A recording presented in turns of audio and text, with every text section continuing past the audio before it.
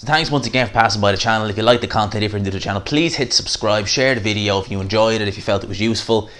Now let's get into this. So, Deontay Wilder versus Tyson Fury, the rematch. Now, we knew this was going to be on pay-per-view. That goes without saying. The first fight was on pay-per-view.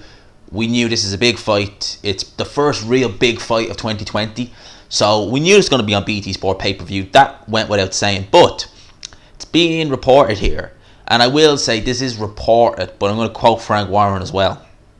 It says BT Sport pay-per-view price will probably be $24.95. That's an increase of £5 over the first pay-per-view. So the first pay-per-view, which was the end of 2018, was $19.95. So this is going to be $24.95. So it's increased about £5.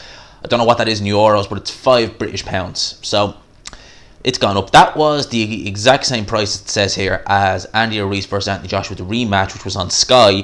Frank Warren told TalkSport today, he said, it's a much better fight, isn't it? Whoever wins is the best heavyweight in the world. Now, while I don't necessarily know if it's a better fight necessarily. I know Ruiz versus Joshua, the rematch, was nothing to write home about. I know Anthony Joshua beat Andy Ruiz, just by boxing him. I think that there's the potential for more drama in this fight, given the fact that when we saw Ruiz weigh in as heavy as he did, I knew anyway that was kind of writing on the wall. But Frank Warren's saying it's a better fight, but he also says whoever wins this fight is the best heavyweight in the world. And that part there, I don't disagree with. I think that the winner of this fight, they are number one in the division. And I think that that's more reason to fight Anthony Joshua, so we can really, we can see number one against maybe the next number two or something like that. But I have a funny feeling we're going to see a trilogy in this. Thoughts on the price being raised? More than likely. Well, I think that's the way things are going now. I think that $19.95, as I said, over here it's a little bit dearer, but if there's a price increase, we get it as well.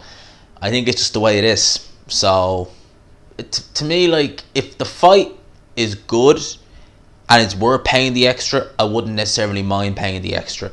So it's like if you take Andy Ruiz versus AJ, for example, it was a decent undercard. I suppose, in one sense, I can kind of see where people are kind of getting a bit annoyed, because I've seen some people say, why is he increasing it by £5?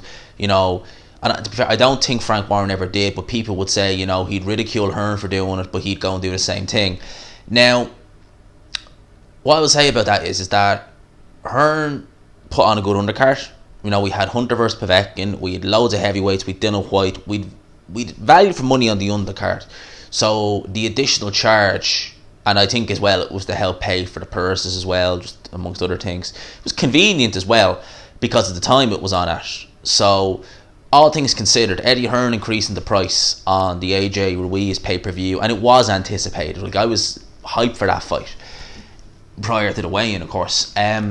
All things considered, the pay-per-view price increase, it wasn't the worst.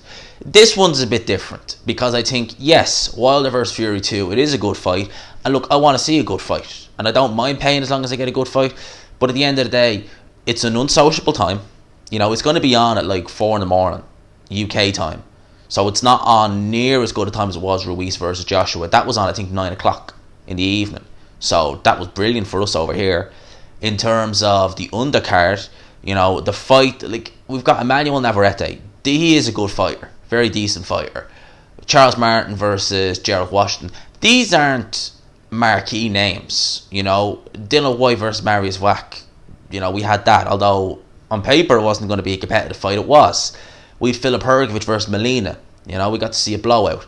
Then we had Hunter versus Povetkin. Very good fight. So we saw good fights on that card. We had a good undercard.